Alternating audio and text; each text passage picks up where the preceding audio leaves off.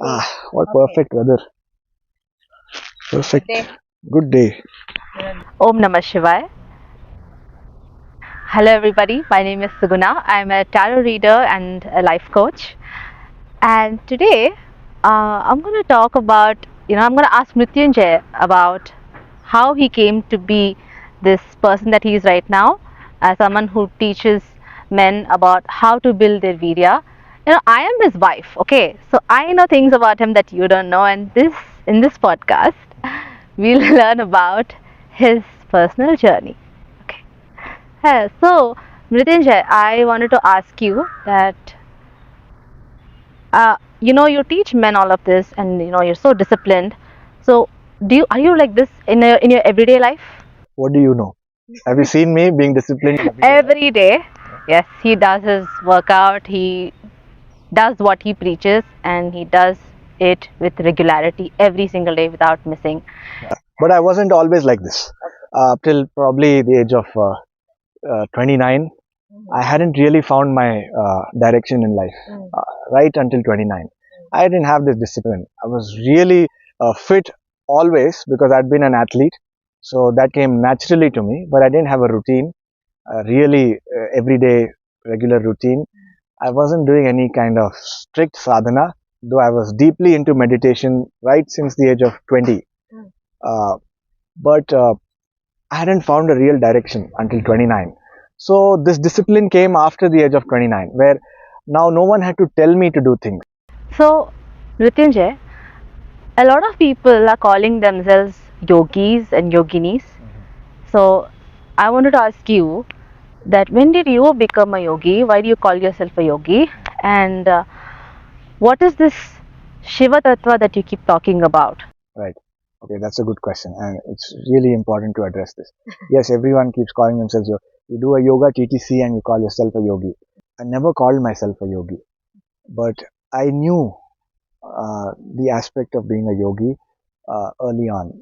So, in my early 20s, or when I was around 19, I told you that in my college years I was heavily philosophical. I was really thinking about what life is about and how do I pursue a good life, because I saw through the whole web of society that this structure of simply doing a degree, a job, a life, a marriage, and death, this is not the right way to live. I could see through that. Then I started to ask, I inquire, what is the right way to live? What is right and wrong? Is there a right and wrong? Because I come from a very scientific background. I have really been involved. I have really enjoyed studying the theories of physics, quantum physics, relativity, general relativity, all sorts of scientific theories I have been involved in. I have a really scientific mind, uh, what do you call, scientific bent of mind. I'm very critical of things before I accept them. So at that age, I was looking at things scientifically more than just religiously. I was looking at how our universe is infinite. It has been clearly shown and disproved in science. It has been proved in science that our universe is infinite. There is our Earth, and there is beyond that the planets. There is the solar system, and beyond that there is the galaxy, which has millions, billions of stars like our sun, which is shining right there. That one sun is just one among a billion stars in the galaxy. And then there are billions of galaxies in the universe. And then there may be more universes.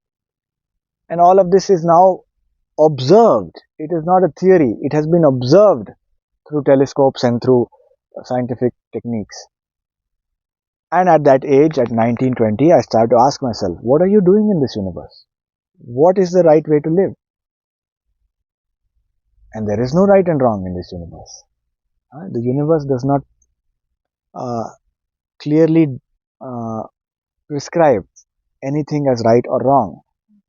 That is the scientific view of things. A real scientific minded person, science minded person, looks at things objectively and realizes this is an absolutely infinite, meaningless universe.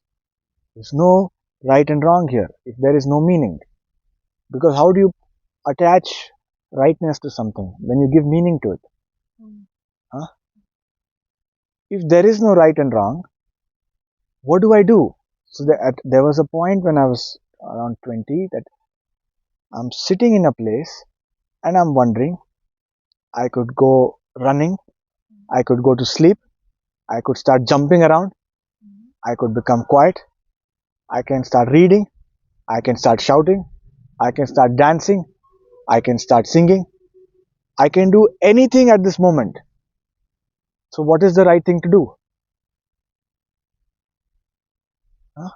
And in that moment where you absolutely can see that there is no right and wrong, that is the moment of experiencing meditation. That is Shiva. That is the Purusha the Yoga Sutras talk about. If you read the Yoga Sutra, you will see the Yoga Sutras describe the Purusha as something which is simply not touched by anything in our universe.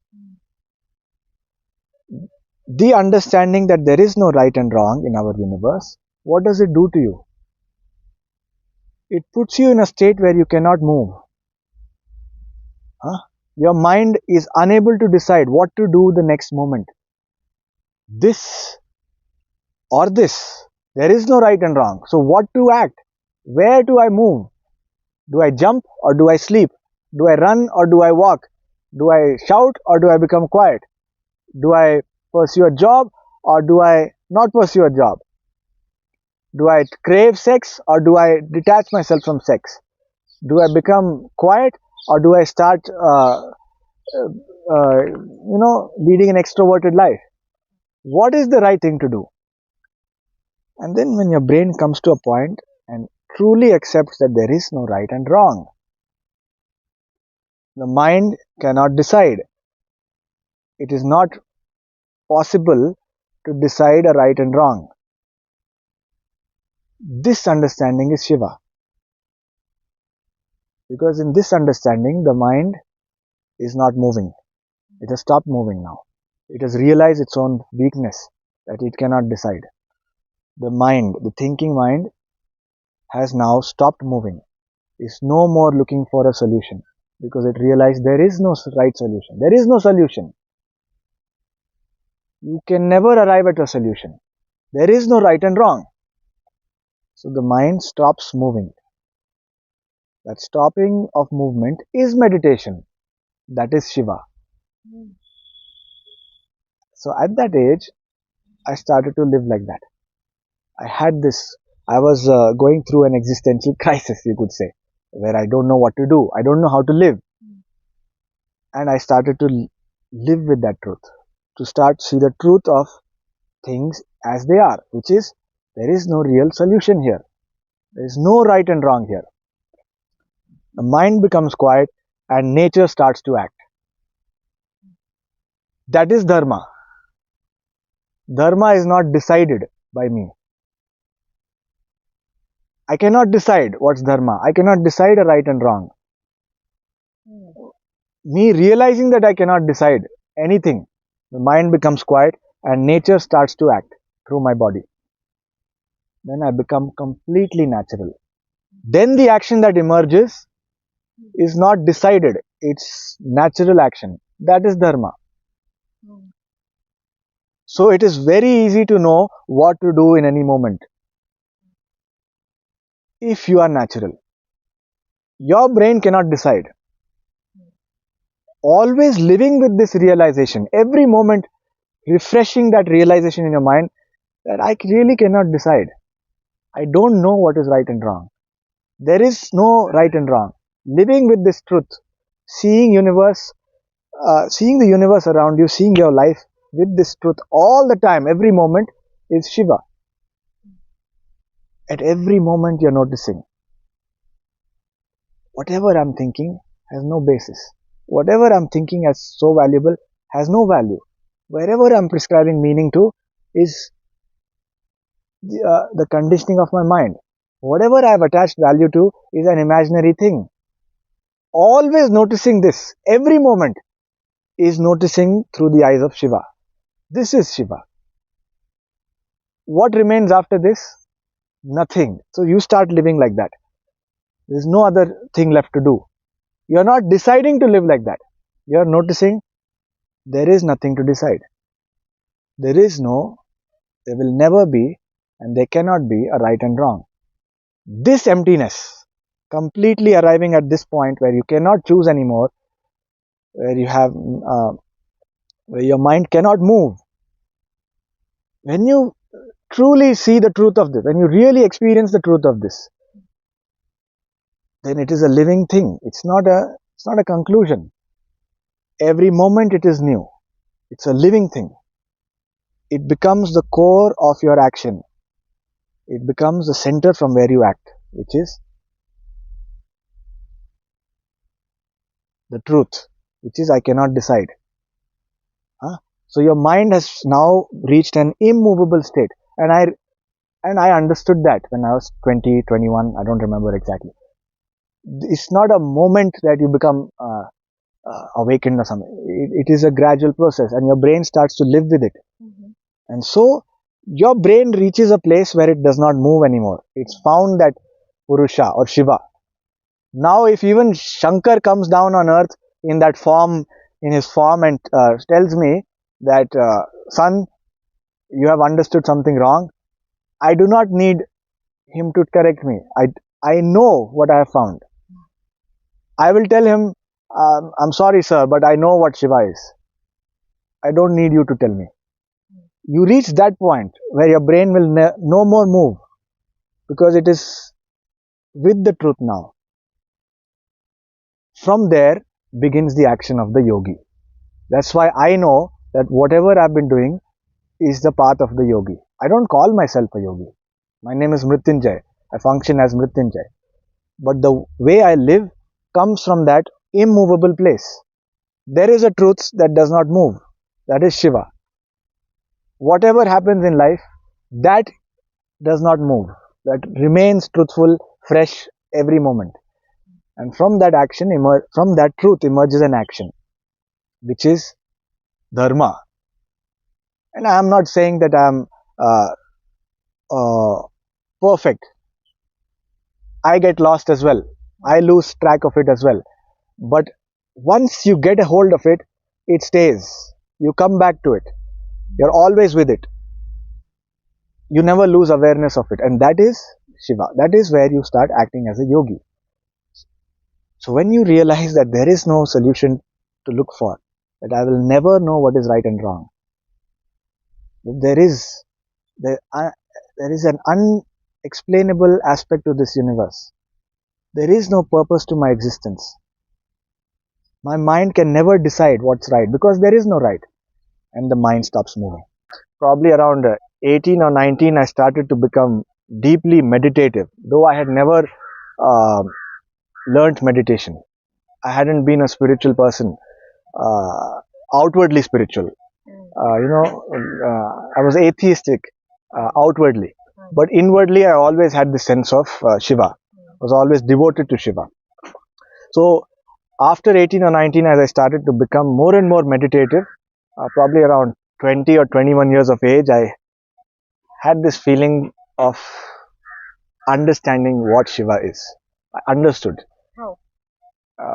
Through a lot of meditation, through years of study, reading philosophies, Western Indian philosophies. In college, we got a lot of time. So while people were indulging in whatever people do in their teen years, in their college years, I was more inclined towards finding out what is life about. Am I really going to just pursue what my parents have been telling me, though I don't see the point of it? I'm looking at people like Ram, Shiva, Krishna, people like the Buddha as examples in our great Indian culture. But what am I doing? I am doing school, college, getting a degree. Parents have set a direction for you that find a job, go abroad, get a master's degree abroad, then become some sort of entrepreneur. Did you do all those things? Getting a degree and getting a master's degree, and where did you study? Yeah, look, she knows all about this, but she's asking me for your sake. I have a degree in computer science from BITS Pilani, which is one of the reputed institutions in India. And I took that degree because parents put you in that direction. They see you're good at academics, you're sort of you're brilliant at studies and all of that. And in India, that's how the tradition goes. They put you into that field, and you end up becoming an engineer. And but I was a rebel in my college years. I told my parents up till the age of 18, I'm going to listen to everything you say, like Ram. Always listen to his parents. But after the age of 18, I become an adult, and after that, no one tells me what to do. I told my parents, you will not tell me what to do after I turn 18. Wasn't that was it always easy? Was it difficult at any point? Yeah, it got really difficult because I became a real rebel after the age of 18. Think about a guy who's doing everything his parents are telling him up till the age of 18. They're asking him to study, put him in studies, he's doing it. They put me into that torturous IIT coaching for a couple of years, in my 11th and 12th grade. And I mean, I have a rank in IIT JEE in the entrance exam. This is not important, but it was a decent enough rank to get into an IIT. And yeah, so I had been put into all of that torturous coaching experience, which I think no child should go through. It's like going through prison, but it toughened me up and prepared me for the future ahead. I feel like I learned a lot from it. How? Because everyone views this as like, oh my God, we don't want to ever do something like that ever again, and no one sees it like this. So how are you doing this? Neither do I want to do this ever again. Okay, but what it did, putting myself through that torturous, experience of studying all the time, going deep into this subjects of physics, mathematics, and all kinds of subjects, is I found the limit of my intellectual capacity, of your IQ. How hard can your brain work? I found the limit of that when you had to put yourself through hours of studying every day. We were studying almost 12 hours a day for a few months, towards the end of our exams. And I felt like this intensity of brain usage, I don't think I have ever done in my life, but I found my limit. I saw this is the limit. And I also found that this doesn't satisfy you. No matter how intelligent you are or how much you can calculate or figure out and solve problems, solving problems does not give you the ability to lead life. So in that sense, I really value those 2 years of torture that I went through, because I see everything as a challenge. Everything that life throws at me gives me pain, and through which I gain. So no pain, no gain is sort of my motto in life. So I put myself through pain, and those 2 years I value them because they made me really tough in my brain. I developed a lot of focus as well. So yeah, but all of that root knowledge that we had to learn and gather, I very quickly let it all go and free my mind after the age of 18. I told my parents, look, I did all this for you, and now no more. Yeah. So yes, once I turned 18, I became a rebel. I became the opposite of Ram, sort of like Krishna, doing what he pleases.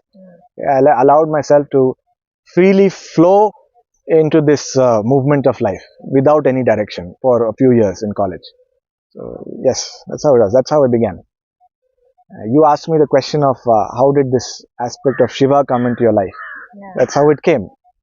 Because I allowed myself to totally let go of all the preconceived ideas of career, of what your life should be, of how your life has to be, about a job, about marriage, about finding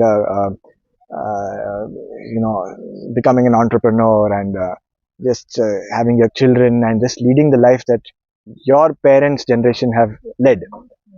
I let it all go. I allowed myself to become free of all conditioning, so that the mind is now absolutely free to explore this vast field of life. And so I began at that zero level in college. But by around 19 or 20, I had become absolutely clueless about everything in life. Okay, so when you tell about your experience right now, I also feel like asking, this is uh, how old were you when you were having this realization? 18, 19 years? Yeah, maybe And 20. then, so when you, what time did you tell your parents that this is what you were going to do? And how did they react to this? Were Yeah. they supportive? Yeah, around 19 or 20, I told my parents that, look, I'm pursuing this degree because you put me into it. And that was the best option for me at that point in time. But I'm not going to pursue this career that is set out for me. I'm going to finish with this degree till the age of 22. I'm going to do a job for 1 or 2 years because you want me to, just to show you that this is very easy to do. Completing a degree, finding a job, this is very easy to pursue. But I don't want this way of living. And I was very clear to them. And so they found it hard to accept that their studious child up till now, who has been so great at everything and great college and great degree, and he's suddenly letting it all go. I dropped all of my resume, you could say, the CV that I was building. I just dropped it. And so they found it hard because they had dedicated a lot of time and energy to setting me in this direction that everyone, Did they want you to go abroad? for sure, they wanted me to go abroad like everyone was doing and still do. That was around 2016 when I graduated, and they wanted me to go abroad, do a master's degree, get a job there, live in the US. I'm sure they would have, they must have made you write some exams. Yeah. The whatever GRE and those exams that you go abroad for, I got a great score there. I could have got And you still, I could have got a place in any of the top the Ivy League universities in the US. And I decided to drop it because I did not see any point in it. From very early on, from probably my third year in college, I decided that I'll take this test just to prove to my parents that I have not become uh, a lazy guy. I've not lost my senses. Yes. So I took the test and I proved it to them that this is all very easy to do, but I'm not going to pursue it. So I didn't do anything about that score. I didn't apply to any university. What basically whatever is conventional was just too easy for Mrityunjay to do. So he's chosen this path right now, and quite an adventurous life that you've led. And he hasn't told this, but he's a really great football player. He's aced school all the time. He's aced everything he's learned. He's an amazing. He's amazing at sports, and is basically a really good student. Mrityunjay is an amazing student. Mrityunjay, to have the realization that you had gotten at such an early age, uh, I want to know what kind of things you had experienced in your younger days that you were able to do this at 18 and 19 years. Yeah, I think one incident that I would like to talk about that I have not heard anyone say is I actually remember when my ego began in childhood. I actually remember that exact moment when I began to speak in my head. I was probably 3, 4 years old, and I remember this incident very clearly. It was surprising. It was shocking to me. It was like a new discovery to me as a kid. Uh, I was in my home, my grandparents in the other room. It was probably evening, as the sun had set, and there was something playing on the television. And what was playing on the television really attracted me. I was just sitting on the sofa and just watching it as a kid, and it really attracted me. I got drawn to it. I was engrossed in it, and then when that channel switched and what I was watching ended, I was playing around. I walked to the other room, and I had this moment of desire where I was like, I want to go and feel that again. I want to go and see that again on the television. And I went back to the television, and I obviously saw that this has ended. This this little video clip has ended, and I can no more see it right now. And I sat on the sofa and I was wondering that I feel like watching it again, and I'm observing myself as desire is arising, and I noticed I'm becoming lower in my energy because I'm becoming occupied with something in my head, a desire. And I noticed, why? Why am I seeking this? Why am I talking to myself? What's this person talking about? He wants something. And from that moment on, that voice has never stopped. I remember that moment when that voice began seeking. How can someone have that much control at such a young age? That makes me really curious. Yeah, I don't know. I don't know what makes. But the incident is quite interesting to me because I clearly remember how how my ego began speaking in my head. I remember the exact moment, and it started troubling me. As a kid, you feel I was free in my mind up till now, and now this voice is running in my head all the time. It's taking away little bit of my attention away all the time. I'm no more fully involved in everything. I mean, I am as a kid, but I'm also aware of this little voice that's now running, that now seeks things, and now wants that show on television, that now wants this, wants that, wants this toy, wants that ice cream, whatever. And I felt irritated by it. I didn't like that voice in my head. And as a kid, I tried to stop it. I want this voice to stop. I wish I could end this voice that's now running, that's seeking things. Because I was so free. And now I'm seeking it. So I'm not free anymore. I'm driven by this desire to seek that object that's running in my head. I'm no more feeling free. I'm feeling caught in a desire. I started to feel that. And I knew this exact moment it took place. It was just something on television. And it's just a little thing. But as a kid, I developed this. I had this clear awareness of this voice that has now begun. So I think this is an interesting incident that began in my life, and I always kept track of it. And probably why I was able to notice myself as I would get lost in desires and get lost in fantasies and illusions that you have in as a growing up teenager and fantasies. And so I was able to get over it because I noticed that there is this voice which is unnecessary and you can be free. Yeah, I mean, sometimes a lot of us just need to be taught by someone to do that. Yeah. Doesn't really always happen that naturally to anyone, at least not at that young age. Yeah. So that's extremely, extremely amazing. Yeah, what I remember from that memory is that I did not enjoy that experience. That voice that began speaking, that said, I want to go watch that TV show again. Now I no more felt free. I did not enjoy that experience. I wanted to be free as a kid.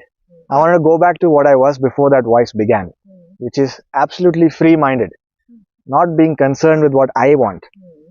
And that I want began at that moment, and I remember it very clearly.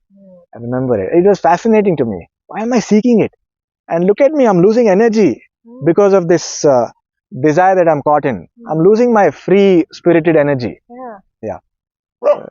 Uh, wow, you spoke about losing energy here, so I just want to ask a little more on that. So, since you were aware how you were losing energy, so you are a master at it now, that you know when you're leaking energy, when you are building it, and that's why you're teaching people about it. Yeah. When was the time? Can you just share an incident from your life where you felt like up to it's like a lot, like you massively lost it, and how did you recover yourself from that? Oh, I've always been very balanced like that. I never felt like I massively lost all my life energy away. However, when you go through emotional turmoil, I've been through a few failed relationships. At the lowest point in those relationships where I was emotionally shattered. As a young guy, you go through this pain of losing someone, and you're going through the pain of going away from them, breakups and all of that. Through those, in those lowest moments of life, I never thought I would have any thought of ending my life, of suicide. But there was a point around during the COVID period where everyone went through a hard time around 2020, where I was absolutely alone. I had isolated myself completely from everyone because I was exploring something deep in meditation. However, I had one person, one or two people who I depended on, a few friends, and at that point, even they broke away from me. And so that period of isolation where you start to feel really weak as a person, where you start to feel like you cannot handle life anymore because there's not a single person that's uh, with you. You have become completely isolated. So in those moments of emotional turmoil, even around the COVID lockdown period, I was totally alone there. I actually had this feeling for a day where I wanted to end my life. I was like, if I go to the top of this building and jump, no one's going to care. That's how isolated I felt. That's how much I felt uh, uncared for. Because the world today has become more and more isolated. People have isolated themselves. I don't see very many real friendships anymore. Before technology came, before the phone landed in our hands, people really connected with each other.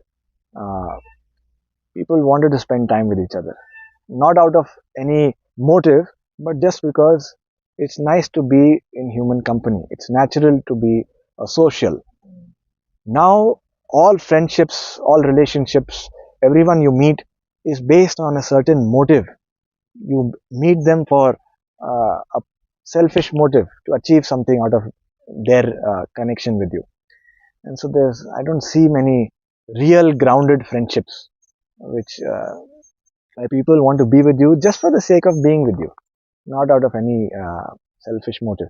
So I cut out all those relationships where there was this motive involved.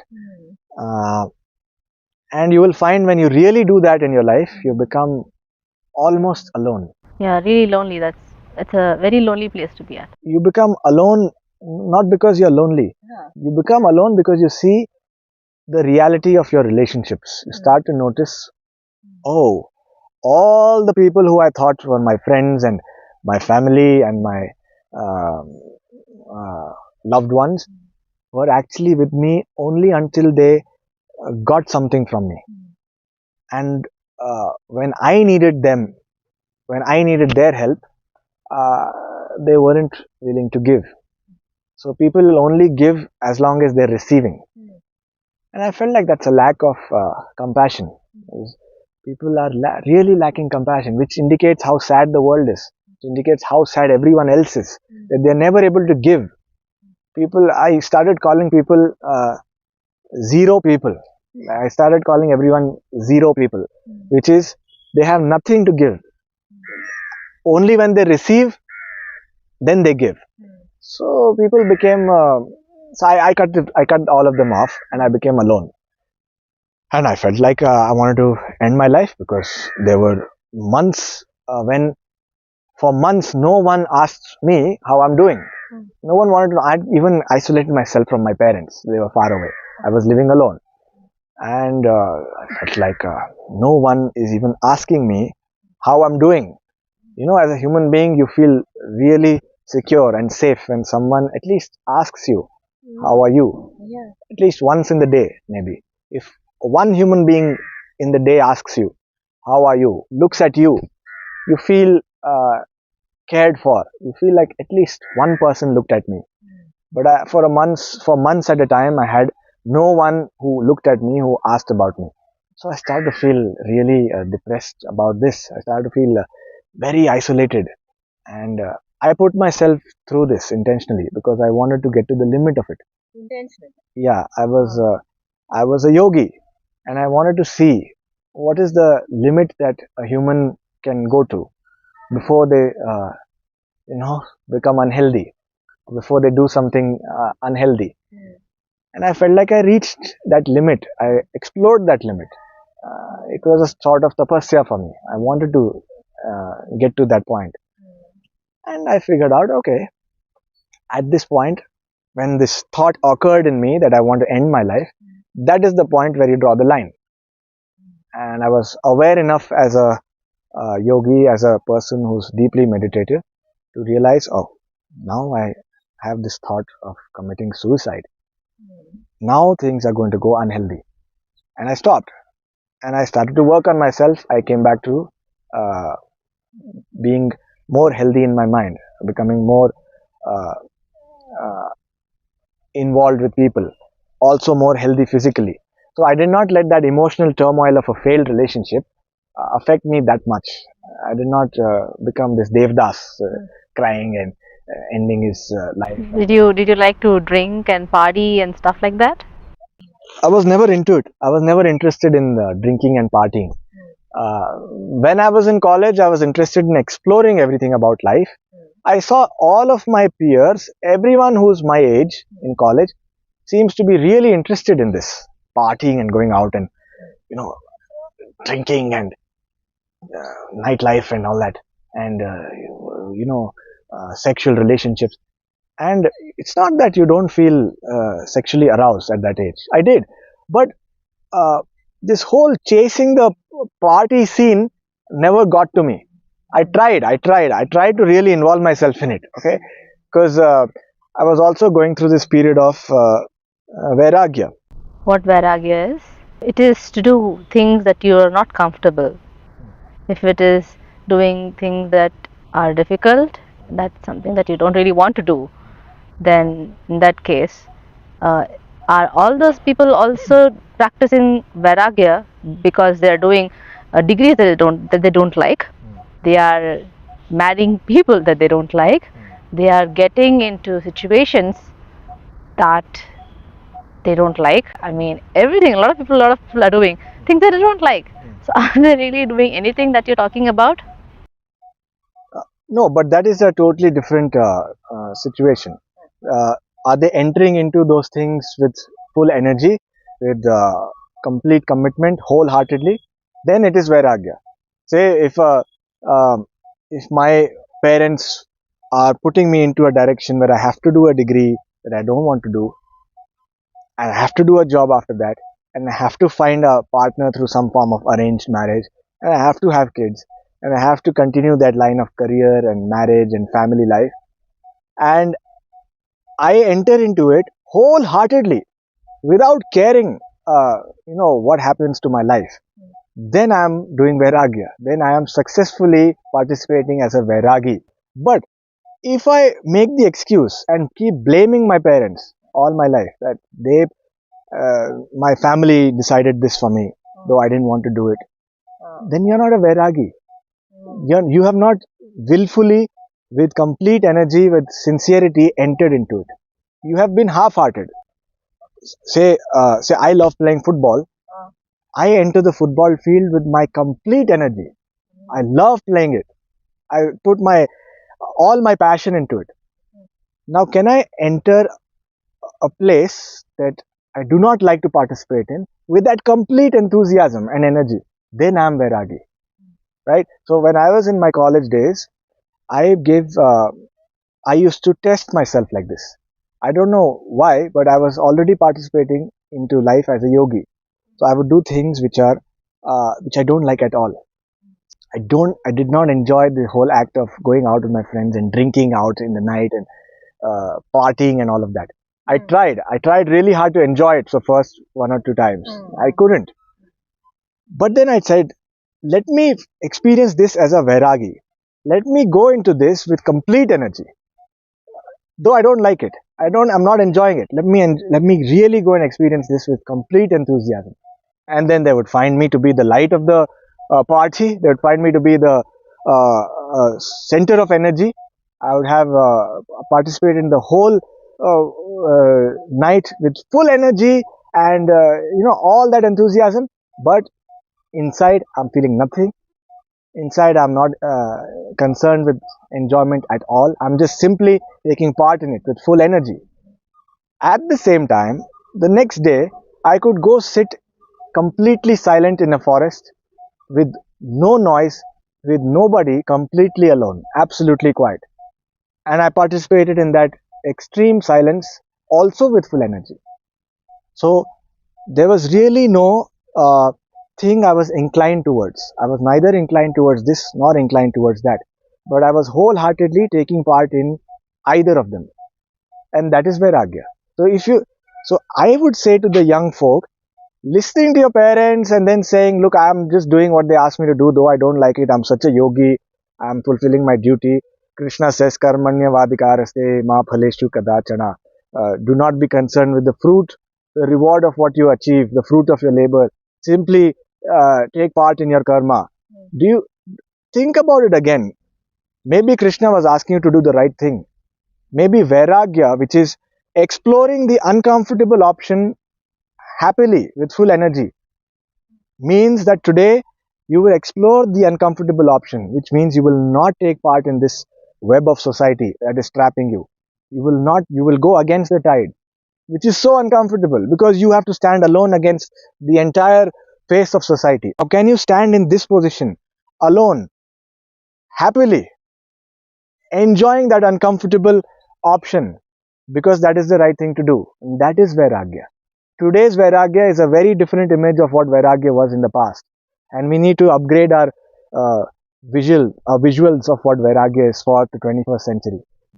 And so, Vairagya is to be smiling in the face of no security, smiling in the face of no safety net. That's what I had decided to do right from an early age. So I was clear with about not pursuing this life. I did it for 1 or 2 years, did a job after my degree, but I told my parents that this is what's going to take place, and they were not okay with it. But my parents are probably the most genuine or most understanding people that I have met. Great parents. It took a while, it took a year or two for them to come to terms with this. But I was not willing to budge. I did not move from my position. I left my job. I had enough to provide for myself. I'd gathered enough to provide for myself for a little bit. And I told my parents, I'm going to not depend on anyone, but I am not going to take part in this way of living anymore. And so eventually a direction mapped out for me. I hadn't planned it. Yeah, people do. Parents, I mean, if you have a degree from BITS Pilani, that's seen as a huge honor and a prized possession. Like they would obviously push you into it or Yeah. somehow get you to do a job or Yeah. do something different, conventional different. Yeah. The only value that degree has for me now is that I speak about my degree on such a podcast and say that it has no value for me anymore. So that's how I was in the college days. I had really understood Vairagya. My hair has been growing since 2015. You don't see it because I've tied it in a tight bun, but it comes as long as my waist at the back. Uh, it's growing since 10 years. I have simply stopped caring about my hair. This growing of my hair is the practice or the sadhana of Vairagya. I began this when I was in college and it continues till today. It reminds me every day when I look at myself in the mirror in the morning that your Vairagya continues. That is a very, very different way of, understanding Vairagya. How I understood what Vairagya is from what we learned from Shiva is just withdrawal from everything, withdrawal from all kinds of pleasures. Now there's a fine line as well. Simply to do things that you do not like does not mean you do things that harm others. I do not like to harm others. Does that mean as a Vairagi, I'll go and harm others just to experience it? Yeah, exactly. You don't do that. Because even before Vairagya, even more basic than Vairagya is your awareness of you and nature around you. So it's a very deep state of being. It's a meditative state that brings about Vairagya. It's not the superficial thinking state that brings Vairagya. It's a really deeper, harmonious understanding of the world, of people around you, of life around you, that puts you in a place and makes you realize that you are harming people if you keep chasing pleasure. The society, the Kali Yuga that we have created today is because we keep chasing pleasure. Then comes Vairagya. When you say, I won't be concerned with things that I like. I'll do things that I don't like. Helping people. I'll have to do things that don't bring me enjoyment, but it helps people. When I was in college, when we were hanging out with friends, I consumed alcohol. I consumed those narcotics that people want to experience. I did all of that, but all the time with the awareness that I'm doing this only to gain an understanding of what it feels like. I'm not against it. I'm not scared of it. I'm entering into it with Vairagya, simply not being chasing pleasure. I am going to do something that I don't like. I'm going to consume the alcohol. I'm going to take part in this. I'm going to do this. But only to the point where I get an understanding of it. I'm not going to indulge in it. So I drew a line. I did not let that activity harm me or take my life out of control or harm anyone else. It was simply as an experience. Now, can people be like that today? Can people not get caught in indulgence? Experience everything and then come back to center. Come back to the center, which is what? Which is no center, which is Shiva. Come back to that place of no being, not chasing anything. That doesn't usually happen. People just, if they like something, they're just gonna continue doing it. Yeah. Can you like your dislikes? Then you will do them. Then your experience of life expands. It's not just limited to things you like. Now you have experienced things that you dislike. You have an entire range of experience now in front of you. Now you are a yogi. It's the most interesting activity and it leads to meditation. What is one, can you just give one example? Say I loved playing football back in the college days. I did the uncomfortable. I dropped it. Say I would love to have a bike or a car to go around places. Walk to that place. Find a bus. Find a way of getting there which is not your convenient mode of transport. Simple things like this begins your. Say I love to drink water every hour to stay hydrated. Now when I used to go to work, I had to travel 2 hours every day, 2 hours back and forth each, so 4 hours of travel every day, and people couldn't believe what I was doing. People weren't able to understand why is he traveling so much from his home to the workplace. I live in Bangalore, which is now almost the traffic centers of the world. And even 10 years ago it had begun to be. And we had a car there, we had a bike there, but I didn't use it. And my family couldn't understand why is he not using it. But there was a process of Vairagya taking place in me, where I wanted to experience first the way of living that a lot of common men are taking part in. I wanted to do something that makes me uncomfortable. I wanted to do the thing that is hard. It's not easy. The easier thing was too boring. So I had a whole way of getting a bus to the metro, then taking a metro to the end point, and then taking another bus to my workplace, the tech park there in Bangalore. And it was a 2-hour journey. And for me, those 2 hours, those 2 years of work that I did, those 4 hours of travel were a blessing in disguise for me because I got to read so much. I got to read a lot in those travels. I got to interact with people. I learned the common language much better. I got to do people watching. I learned a lot about people by watching everyone on my travels, by watching everyone doing their things, by noticing uh, how people's moods or the stories that are running in people's minds, which is affecting their daily lives. I got to connect at a much more ground level with people, and so you become a more centered, grounded human being when you're out there with people. So I lived like that for a couple of years. In a city, doing all of that in a city. Yes, Where in a place like Bangalore where there are so many beautiful attractions, so many amazing things to do. And I experienced all of it. But I experienced it and then let it go. Taking that difficult commute to the workplace back is a way of Vairagya. While I was doing that, I would feel thirsty. But the yogi inside me wanted to experiment. He said, no water for half a day. So I would drink water when I woke up in the morning and then I would drink it at lunchtime. Just to experience what my body would feel. I wanted to enjoy that experience. I wanted to learn from that experience. And people don't do these things anymore. People are too comfortable. Eating 3-4 times a day, snacking, snacking all day, being so comfortable, and you are dying because of it. You put your body through something hard and it becomes alive, becomes tough, strong, becomes like a young body again. But nobody wants to do it. People think drinking 3-4 liters of water every day and stay hydrated. That's not the way. The yogis don't live like that. We drink water a few times a day. You've seen me. You've seen how much water, and I'm working out a lot. I'm doing a lot of things all day. Yes. I don't drink a lot of water. Only when I need it. Yeah. Because I experimented in my younger years. I went a whole day without water. I went half a day without water. I went 4 hours without water. And I noticed the changes my body brings about. So now I am completely in tune with what my body needs.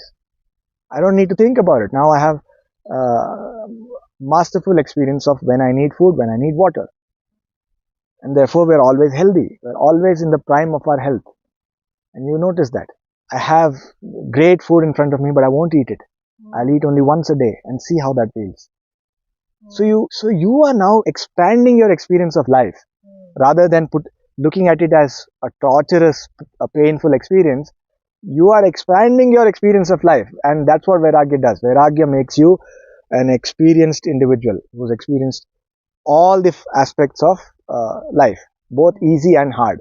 What does it feel like when you've experienced all of that? It's like you have a great range of flexibility. The mind has experienced all of this, many aspects and many different experiences, and you've done it very well. What does it feel like to be there? It's a good question. What it feels like is um, you become totally fearless. You lose all fear. Where people get agitated, you relax, you chill, you can take it easy. For you, those things become easy. You start feeling like a superhuman. Because while people are crying about little problems, you can easily handle them because you've done Vairagya, you have lived like that. It becomes easy for your body to take those harsher circumstances that people are running away from. You function like superhuman, like Superman. You feel like superhuman. Things don't tire you anymore. I didn't get water for a day, doesn't matter. Didn't get food for a day, no problem. You start to feel like the toughest man in the world. You start to feel like the toughest human being in the world. When people start to back out and become afraid, those are the situations where you start to thrive. So you start to feel like a much greater human being. So that blesses you with so much strength. Yes.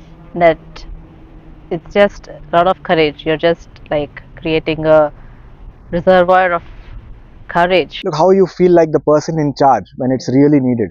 Because, for example, from my life, maybe when I was 22, 23, my grandmother passed away. And everyone in my home loved her. So they were all crying there when I arrived there in North India. I was working in Bangalore. I took a flight and arrived there, and I saw everyone really crying, dejected. My grandmother's body laying there, and I did not cry. My grandmother has been the closest person to me in my life. She brought me up the first 3 years of my life. She inculcated in me this devotion towards Shiva. She was a great bhakt of Shiva, and she was the most loving person you'll ever meet, like a mother to everyone. She had passed away. Everyone was in her home and sad and upset and crying. I did not cry. I did not shed a tear. And people thought I am.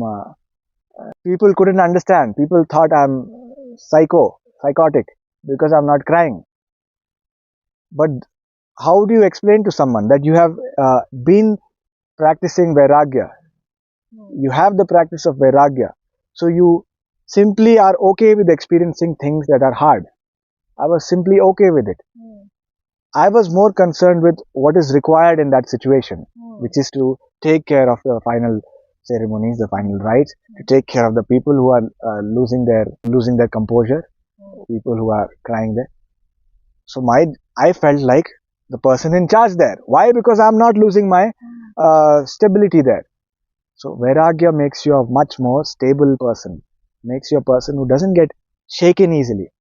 And that's what being a man is about.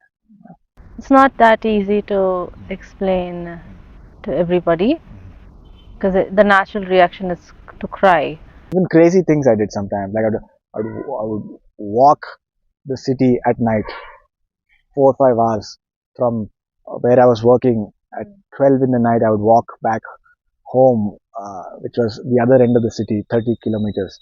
Take me 4 or 5 hours. I would just walk in the darkness. 30 kilometers? Yeah, 30 kilometers walk. And how long was that? 5 hours. I would reach at 5 in the morning, just because I wanted to experience what it feels like to do something hard or do something which I'm not comfortable with. Do something or experience the city in a totally new way. And so I did that at night. And you would have gangs of dogs on the roads there, 20, 10, 15 dogs sitting together there. And they haven't seen a guy with long hair walking in the middle of the night. And they're all barking, they're freaking out. Wow. They're all standing up and barking at you. And I developed the courage to walk through them. I said, look, this is a wild situation. We're in the wild. You guys are wild, I can be wild as well. And I walked with that energy. They didn't come near me.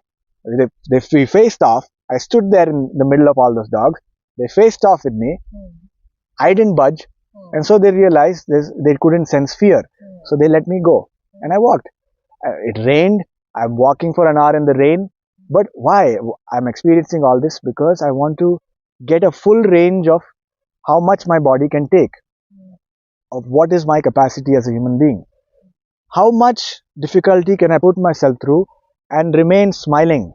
So just to understand this better, so it's to do the hard thing, not really to prove someone or something. Nobody to prove to. Just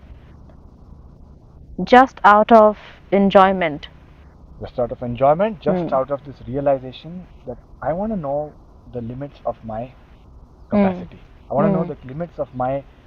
It's more about understanding myself. Yeah. Yourself. Okay. Yeah. Because who is an explorer? Who enjoys life? The one who wants to explore. You have your whole body in front of you to explore. And people are concerned with traveling abroad, traveling to different countries. Sure, that's an exploration. But are you exploring what's right in front of you? There's something magical taking place here. Are we exploring that? So my mind was open to explore everything. Explore the good and the bad, explore the hard and the easy, explore the pleasure and the pain, explore whatever comes your way. Look at it as an education. Then you become so in tune with your body that you don't. Taking care of your health is a piece of cake after that. It's a joke for you. It's the most basic thing in your life. It's not hard work. People have made healthcare and self-care such a big deal. It's the easiest thing. If you have explored all this, you really had Vairagya to explore things that are hard. So if I understand Vairagya, then it will become easier for me to do the basic things that we need to do towards, like a basic duty to ourselves to take care of our body and the basic things in life. You can do it in your sleep. You can do it. It'll be easy peasy, is what you say. Really easy to take care of your body. Yogis are not concerned with these things. They are already healthy, but nowadays we have to teach people how to take care of their health. You begin yoga with health. Vyadhi or disease is an obstacle to the beginning of yoga. It's an obstacle. It's an antaraya. They call it an obstacle to yoga. And people are using yoga now to become healthy. Yoga doesn't even begin until you're healthy. However, that's how the situation is. That's why we're doing all this work today. That's why I'm speaking all these things. So people learn to act like yogis, start to enjoy and experience hard things, and then you know how to take care of yourself. For you to be able to very articulately put the details of your emotional experiences, I feel that there must be a really rich inner world, and how you tackle with your emotions. So when we just spoke about death here and how you tackled your grandmother's death, you didn't cry. I took her to the river, by the way. My grandmother and then also my grandfather later on. I was the one who took them to the Ganga river. The experience of holding a dead body is something totally unbelievable. It's a body that it's dead weight that you expect to move, but it's no more moving, and there's no energy in it. It's absolutely cold. It's a totally new experience. I watched my grandparents' bodies burn in that fire. I stood there and I watched it for an hour or more as it was burnt, as it burnt in that fire, and I was entranced. I was in a trance, and people were watching me just standing there for an hour, not moving, just looking at that fire. But I learned something there, which I won't talk about right now. But you learn things about life and death. That does change you. It does change people a lot.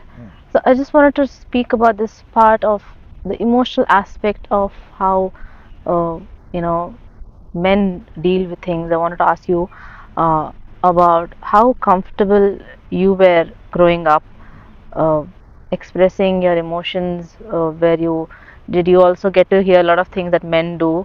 A lot of times that you don't cry. I think what people mean, which is right, is that men don't complain. You can cry, don't complain. I cried. I would cry. I am a very emotionally open individual. I can very easily cry, but I don't complain. I don't cry for seeking sympathy. I don't cry for uh, begging for help. It's okay to cry. That's totally human. It has nothing to do with man or woman. No need for sympathy after that. You're not crying like a baby. You're not a cry baby. You shed a few tears, sure. Now get up and go on with life. Carry on. Don't become weak. That's what every man has to learn. In fact, every human being should learn that. Everyone, all of us must. But I do agree that men don't cry, because you've been given the freedom that even women haven't. You have the freedom as men to go out and enjoy the world. Like, yeah, we couldn't. I mean, I really wanted to do that, like what you said about walking in your city for that long. I could only in the middle of the night, like yeah, sorry, women can't do that. We don't have that much freedom. Woman wants to, Yeah, but she can't. yeah, the most I could do was walk. I can only walk in the mornings Right. for that Even long. there, you had I people s- looking at you. I still had to like be conscious if someone's following me. A lot of women are just not really that free. We have to like turn back and see कि कोई मेरे पीछे तो नहीं आ रहा है. I mean, you got to be really careful, you know. And you told me about someone who followed you up till your home. Yeah, and I had to walk in circles until you know, he lost track of me. And Right. So even everyday living is a challenge for women. men can be scared of ghosts, you know. If you go walking on the most thing you'll be scared of is dogs and then a ghost. So if you can see this as a man, that a woman can't have the freedom that you have, even if she wants to. That puts this condition on you, that you cannot cry about life. You cannot cry about your difficulties, because you also have the freedom that a woman doesn't have. So don't cry. Don't say you have a hard life. Don't pity yourself as a man. I like how you said it, because that is so true for a lot of us. Men do have a lot. Male privilege is a thing, and yeah, they do have a lot more privilege and freedom compared to us females. I also want to talk about uh, when things got hard for you. How was your emotional environment growing up? Mm. I spent a lot of time alone as the sole child, and so I had a lot of time in isolation, and so I got to explore my mind in many ways. I got to look inside my mind more. I had more time to do this because I was alone. But my parents were very supportive, very emotionally available. They allowed me to freely talk about any matters, any subject matters. Really nice. Yeah, I remember talking to them about sex when I was eight years old, and they were kind enough and happy enough to explain it to me in a simple way. and they didn't hide anything from me. So emotionally available parents, and so I got to develop a much greater emotional intelligence than most uh, people around me. I have a really high emotional intelligence. My mother's powerful woman. She's uh, mapped out a whole career for herself while also, uh, raising me in the most healthy way. And my father has been the greatest man. He was the one who motivated my mother to establish a great career for herself. He supported her in her initial years. So my parents are like an ideal uh, marriage. I mean, I aspire to be like them. They've helped each other along the way, and they've also been emotionally available for me. Though it was hard for them to see me drop out of my career and start to pursue the yogi's life, they are now happy with it, and they see the vision that I have, and they see the truthfulness of it. So they are absolutely supportive now. Yeah. Yes. So unlike what people think that a yogi lives alone, he is not alone. A yogi is absolutely involved, but in harmony.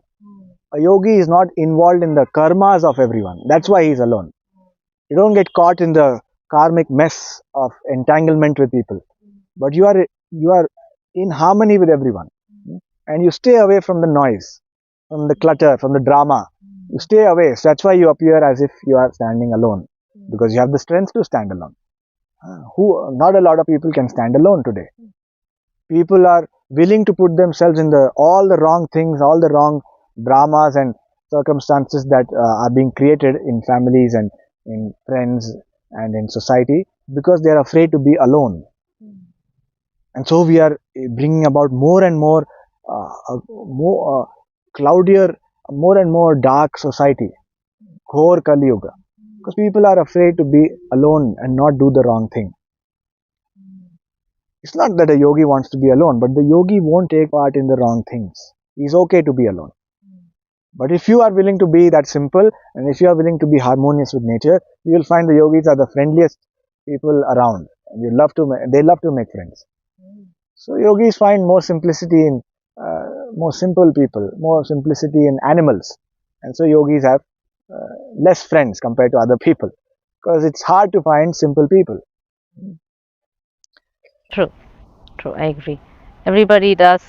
We all of us carry a lot of our trauma, a lot of our projections. It's really hard to be simple. Yeah. It's really hard to retain that innocence that we once used to carry, because that innocence is gone through whatever that we are experiencing through life, men and women both alike. So yeah, I agree with what you're saying.